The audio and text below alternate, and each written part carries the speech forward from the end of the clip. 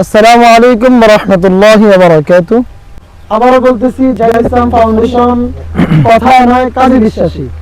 জাহিদ ইসলাম foundation সব সময় সামনে মানব কল্যাণে ওয়াদাবদ্ধ। আসসালামু আলাইকুম, সবাইকে ঈদুল আজহার শুভেচ্ছা, ঈদ মোবারক। আপনারা জানেন আমি বাংলাদেশে থাকা অবস্থাতে আমি সাথে সাথে শোনার পরে আমি এমবাসির সাথেও কথা বলেছি এবং আমি চেষ্টা করেছি আমাদের ভাই ব্রাদার যারাই আছে, কমিউনিটির যারা ছিল, ফাউন্ডেশনের যারা ছিল, তাদেরকে তাৎক্ষণিক অবস্থাতে কিন্তু আমি পাঠিয়েছি এবং আপনাদের যে কোনো সুবিধা অসুবিধা আলহামদুলিল্লাহ আমরা সবসময় আপনাদের পাশে থাকব।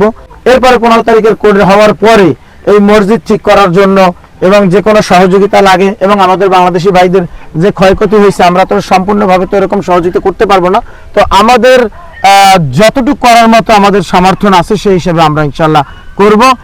অন্তত পক্ষে শুক্রবারে 500 জন আগে হইতো, 500, 200, 300, এখন 100 মানুষ শুক্রবারে নামাজ পড়ে। আর ফার্স্ট বেলায় বেশি অংশে আসরের টাইমে, মাগরিবের টাইমে বেশি হয়। এখানে ছোটো মোটো একটা বাঙালি বাজার আছে, এরাও নামাজ পড়েন এখানে।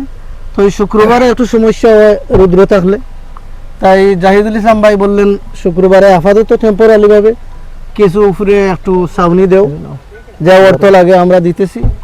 আর পরবর্তীতে 15 তারিখের পরে যে কোর্ট হইবে, কোর্ট হওয়ার পরে মালিকের যখন এগুলা মেরামত করবে, এরপরে মসজিদ তো আর মালিকের মেরামত করবে না, আমরা এতেন্স থাকি যতটুকু পারি আমাদের ফাউন্ডেশন শো